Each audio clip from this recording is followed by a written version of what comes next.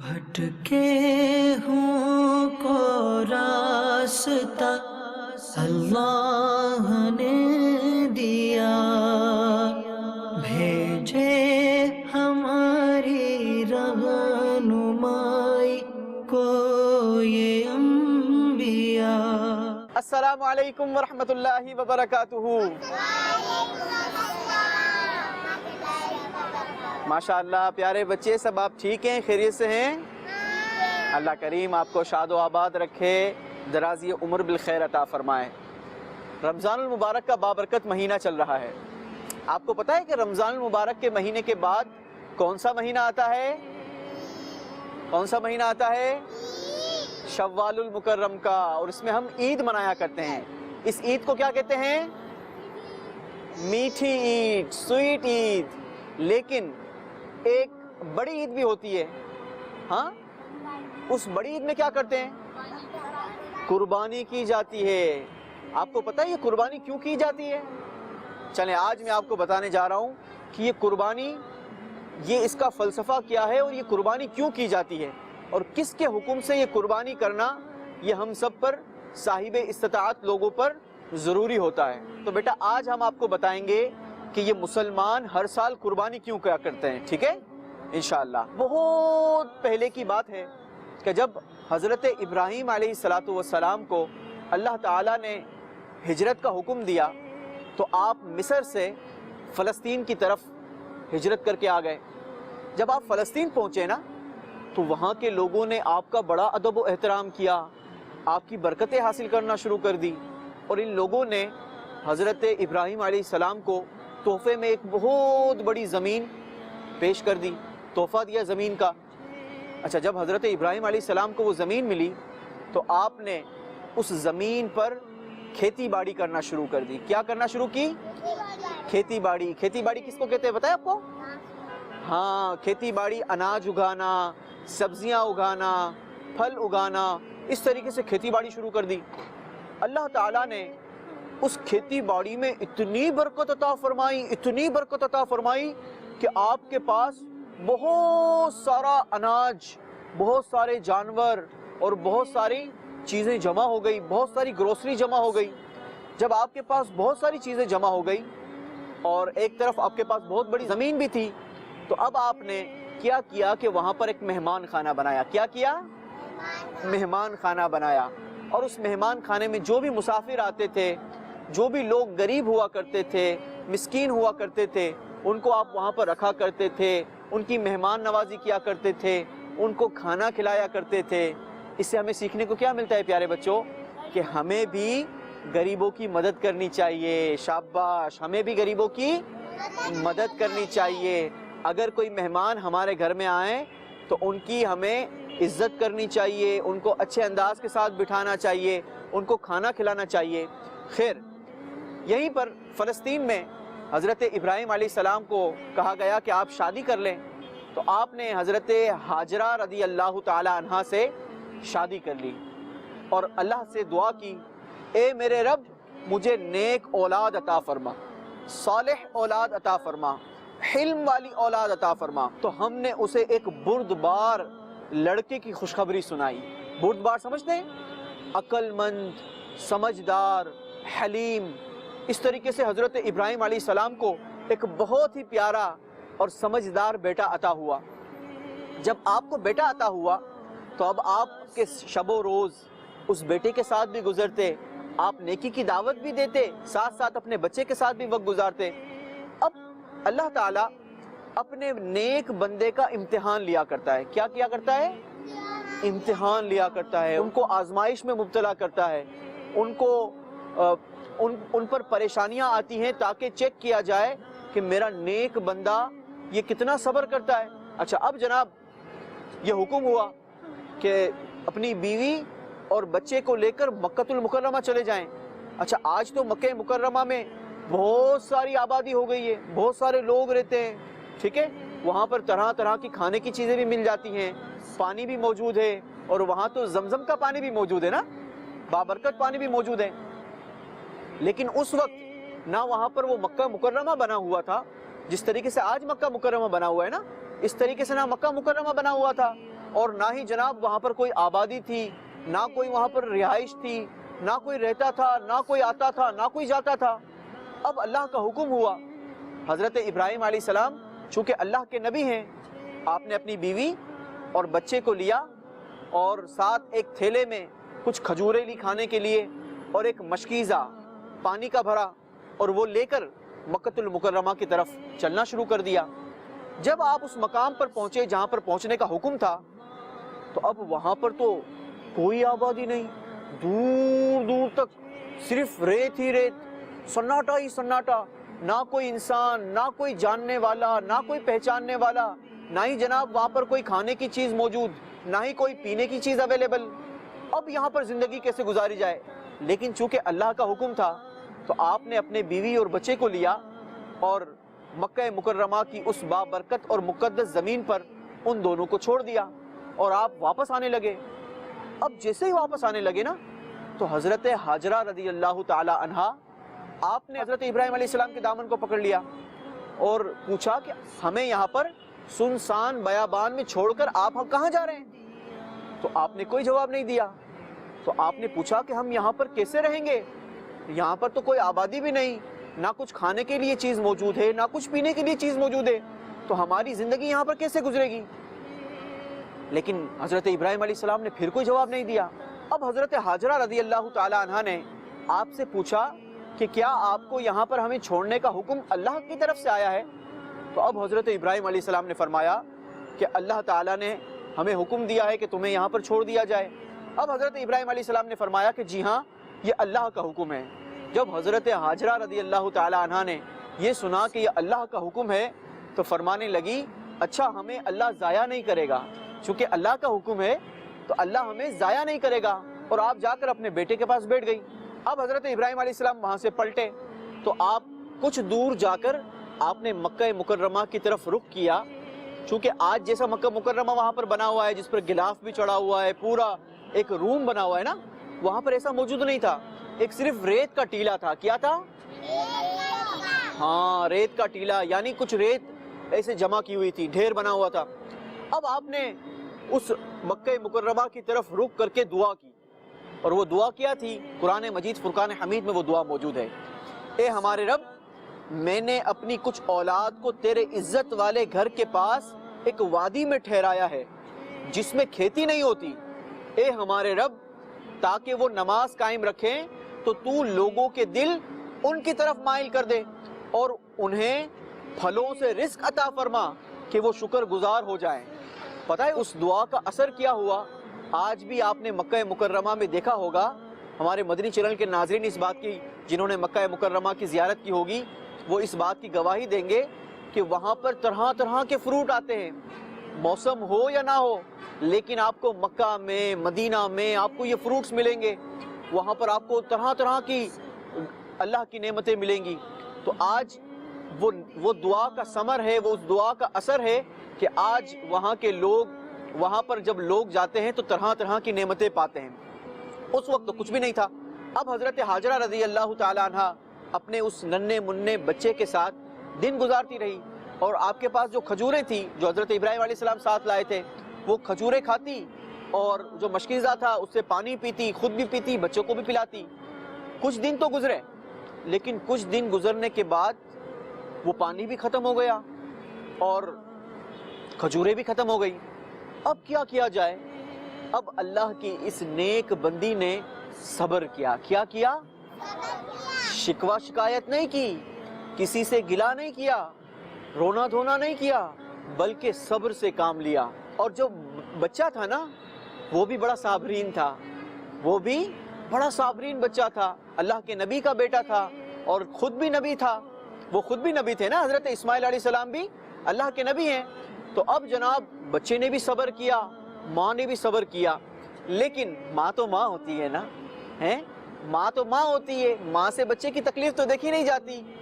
اب اس بچے نے، ننھے منھے بچے نے اپنی سوکھی زبان اپنے چھوٹے چھوٹے ننھے ننھے ہونٹوں پر گھمانا شروع کی، ایسے کرتے ہیں نا، جیسے زبان گھمائی نا، اب حضرت ہاجرہ رضی اللہ تعالیٰ عنہ بے چین ہو گئی، بے قرار ہو گئی کہ اب میں کیا کروں، کس طریقے سے میرے بچے کی پیاس بجھاؤں۔ آپ نے صفا کا رخ کیا. صفا سمجھتے ہیں کیا ہے؟ صفا کیا ہوتا ہے؟ صفا ایک پہاڑی کا نام ہے. کس کا نام ہے؟ ہاں، صفا ایک پہاڑی کا نام ہے، اور وہ پہاڑی مکہ المکرمہ میں پہاڑ ہے. وہ پہاڑ کہاں پر ہے؟ مکہ مکرمہ میں. آپ صفا کے اوپر چڑھ گئی، اس پہاڑ کے اوپر چڑھی تاکہ دیکھیں کہ کہیں وادی ہے، کہیں لوگ ہیں، کہیں آبادی ہیں، یا کہیں پانی ملتا ہے تو وہاں سے پانی لے آئیں. لیکن جب آپ صفا کی پہاڑ پر چڑھی تو دور دور تک کسی انسان کا نام و نشان نہیں تھا. دور دور تک کوئی پانی موجود نہیں تھا، کوئی آبادی نہیں تھی. اب آپ اس صفا کی پہاڑی سے نیچے تشریف لاتی ہیں، اور ایک اور پہاڑ تھا سامنے جس کا نام ہے مروہ. کیا نام ہے؟ ہاں، مروہ. وہ پہاڑ بھی آج بھی موجود ہے. اور جو بھی عمرہ کرنے جاتے ہیں، جو بھی حج کرنے جاتے ہیں، تو عمرہ ادا کرنے کے لیے یہ ضروری ہے کہ آپ جب طواف کر لیں تو طواف کے بعد آپ نے نفل ادا کرنے ہیں، اور نفل ادا کرنے کے بعد آپ نے صفا مروہ کے 7 چکر لگانے. اچھا، اب سنیں پیارے بچوں کیا ہوا. حضرت حاجرہ رضی اللہ تعالیٰ عنہ صفا کی پہاڑ سے نیچے اتری اور مروہ کی طرف چلنے لگی. لیکن جب مروہ کی طرف چلنے لگی نا، تو ان دونوں پہاڑوں کے درمیان کا جو راستہ تھا وہ تھوڑا راستہ ایسا تھا جو بیچ سے تھوڑا سا ڈیپ تھا، تھوڑا سا گہرا تھا. اچھا، جب گہرائی کی طرف پہنچی تو وہاں پر سے حضرت اسماعیل علیہ السلام دکھنا بند ہو گئے. جب دکھنا بند ہو گئے تو آپ نے وہاں پر دوڑنا شروع کیا. کیا کرنا شروع کیا؟ دوڑنا شروع کیا. لیکن جیسے ہی حضرت اسماعیل علیہ السلام دکھے، اب آپ پھر سے چلنے لگی اور مروہ کی پہاڑی پر چڑھی. جب مروہ کی پہاڑ پر چڑھی تو آپ نے ملاحظہ کیا کہ دور دور تک نہ کوئی آبادی، نہ کوئی انسان، نہ کوئی پانی، کچھ موجود نہیں تھا. اب آپ پھر بے قرار ہو کر، بے چین ہو کر مروہ سے نیچے آتی ہیں اور جناب صفا کی طرف جاتی ہیں. شاید کوئی قافلہ گزر رہا ہو، شاید کوئی انسان مل جائے، شاید کہیں سے پانی کا انتظام ہو جائے. چونکہ بچہ بے چین تھا نا، بچہ پیاسا تھا، بے قرار تھی. اب جناب مروہ سے صفا کی طرف دوڑنا شروع کیا. اسی طریقے سے وہی ڈیپ والا راستہ آیا تو آپ نے وہاں پر دوڑنا شروع کیا. یہ آپ کو پتہ ہے اس کو کیا کہتے ہیں؟ میلین اخضرین. کیا کہتے ہیں؟ میلین اخضرین. جو صفا اور مروہ کے درمیان آج کل وہاں پر گرین لائٹ لگا دی گئی ہے. کیا لگا دیا گیا ہے؟ ہاں، اس ایریے کو گرین کر دیا گیا ہے تاکہ سب کو پتہ لگ جائے کہ یہ وہ جگہ ہے جہاں پر حضرت حاجرہ رضی اللہ تعالی عنہ دوڑی تھی. آج بھی وہاں پر عاشقان رسول حضرت حاجرہ کی اس سنت کو ادا کرنے کے لیے دوڑ لگاتے ہیں. اچھا، اب جناب حضرت حاجرہ رضی اللہ تعالی عنہ صفا پر چڑھتی، صفا سے مروہ پر، مروہ سے پھر اتر کے صفا پر، پھر مروہ پر. اس طریقے سے کرتے کرتے کرتے کرتے 7 چکر لگائے. کتنے چکر لگائے؟ اچھا، جب 7واں چکر تھا نا تو آپ کو کسی کی آواز سنائی دی. کیا سنائی دی؟ آواز سنائی دی. تو آپ نے غور کیا کہ یہاں پر کس کی آواز ہو سکتی ہے؟ وہاں پر تو کوئی موجود نہیں تھا. تو آپ نے سوچا ہو سکتا ہے کہ شاید میرا دھیان ہو، یہ آواز ایسے ہی مجھے محسوس ہو رہا ہو، آواز نہیں آئی ہوگی. لیکن کچھ دیر گزری، پھر آواز آئی. اب جب آواز آئی نا تو آپ کو یقین ہو گیا کہ ہو نہ ہو اللہ کی طرف سے کوئی مدد آئی ہے. کیا آئی ہے؟ اللہ کی طرف سے مدد آئی ہے. اور آپ نے حضرت اسماعیل علیہ السلام کی طرف رخ کیا. جیسے ہی حضرت اسماعیل علیہ السلام کی طرف دیکھا تو وہاں پر ایک فرشتہ موجود تھا. کون تھا موجود؟ اچھا، فرشتہ موجود تھا. اب حضرت حاجرہ رضی اللہ تعالی عنہ آپ حضرت اسماعیل علیہ السلام کی طرف چلنا شروع کیا. حضرت اسماعیل علیہ السلام اس وقت زمین پر اپنی ایڑیوں کو رگڑ رہے تھے. کیا کر رہے تھے؟ ہاں، ایڑیاں سمجھتے ہیں کیا ہوتی ہے؟ پاؤں ہوتے ہیں نا ہمارے پاؤں کا جو نچلا حصہ ہوتا ہے اس کو کہتے ہیں ایڑی. اس ایڑی کو زمین پر رگڑ رہے تھے. اس فرشتے نے کیا کہ اپنا پر اس مقام پر مارا جہاں پر آپ ایڑیاں رگڑ رہے تھے.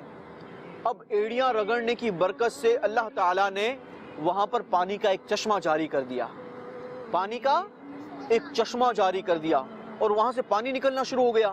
حضرت حاجرہ رضی اللہ تعالی عنہ جب حضرت اسماعیل علیہ السلام کے پاس پہنچی تو کیا دیکھتی ہیں کہ یہاں تو زمین سے پانی نکلنا شروع ہو گیا ہے. اچھا، کچھ دیر تو آپ نے وہ پانی نکلنے دیا. پانی کو آپ خود بھی پیا. جب پانی پیا تو بڑا میٹھا، بڑا لذیذ، بڑا طاقتور پانی تھا.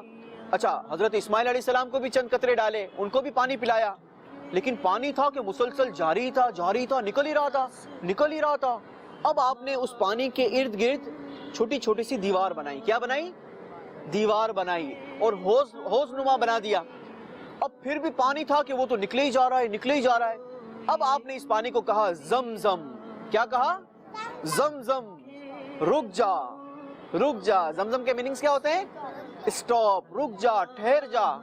اب جناب وہ پانی جو ہے وہ تھوڑا سا سلو ہو گیا، لیکن پیارے بچوں پتہ ہے وہ اس دن کا نکلنے والا پانی آج تک جاری و ساری ہے۔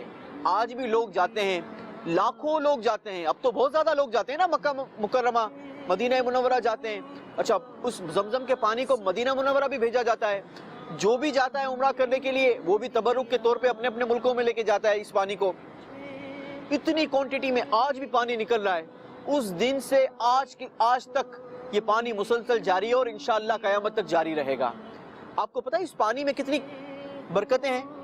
اس پانی کو اگر آپ رات میں پیے نا تو یہ دودھ کی غذائیت دیتا ہے۔ کس کی غذائیت دیتا ہے؟ ہاں، دودھ کی طاقت دے دیتا ہے۔ اگر رات کے وقت کوئی اس کو پیے تو یہ دودھ کی طاقت دیتا ہے۔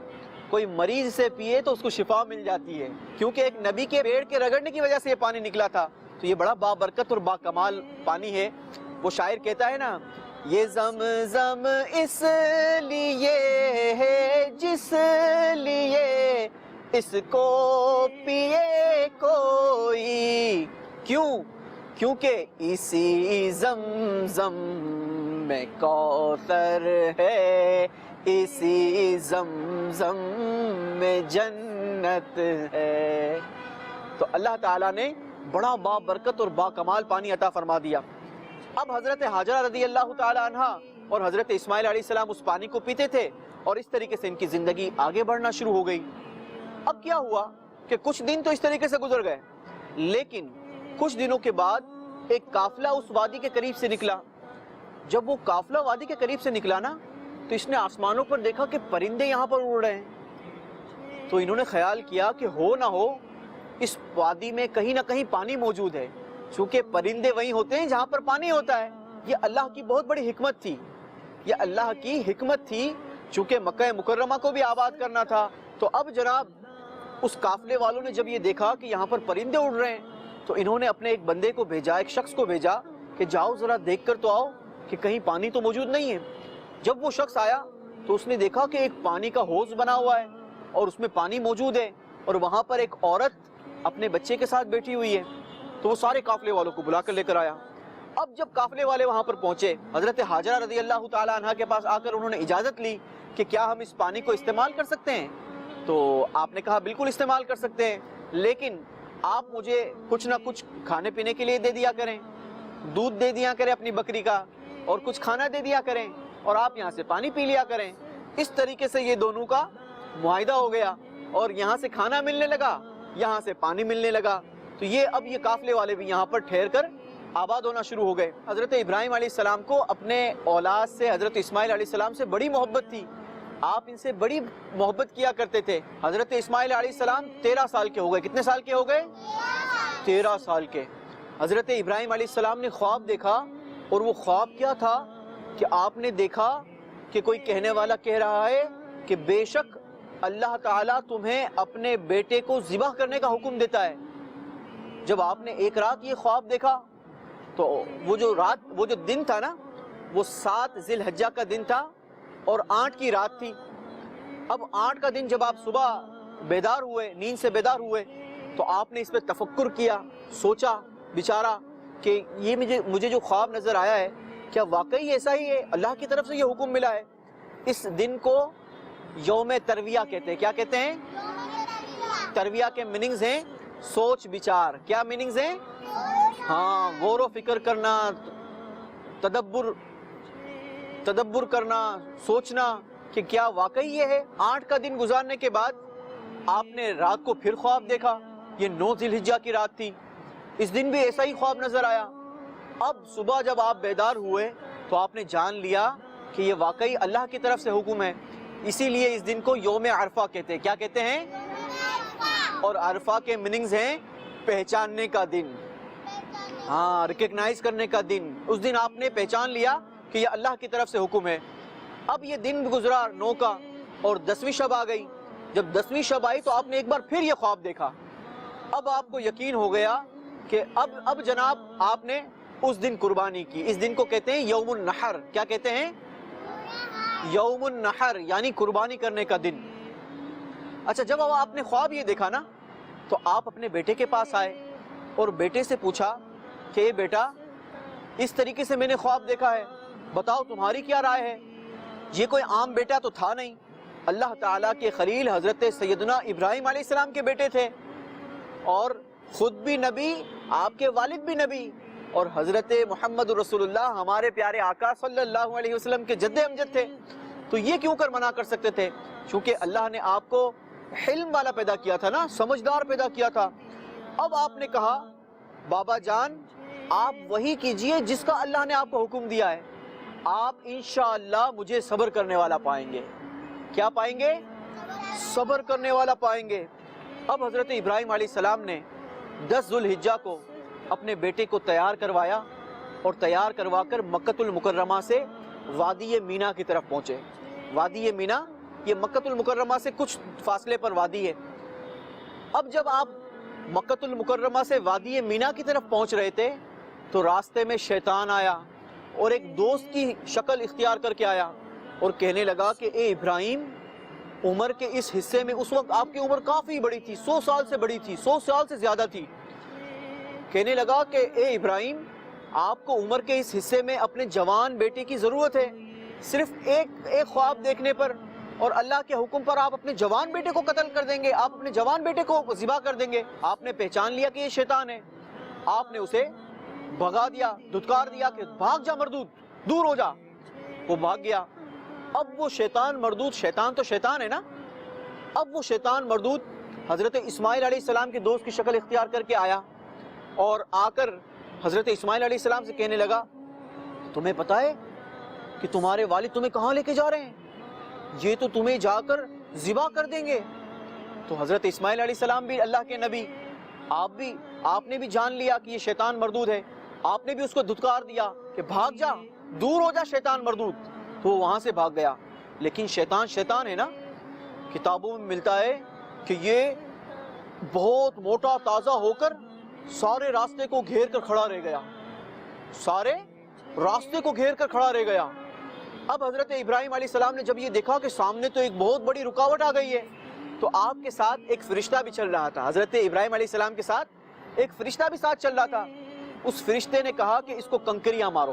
کیا مارو؟ کنکریاں مارو. آپ نے وہاں سے 7 کنکر اٹھائے اور اس شیطان مردود کو مارے.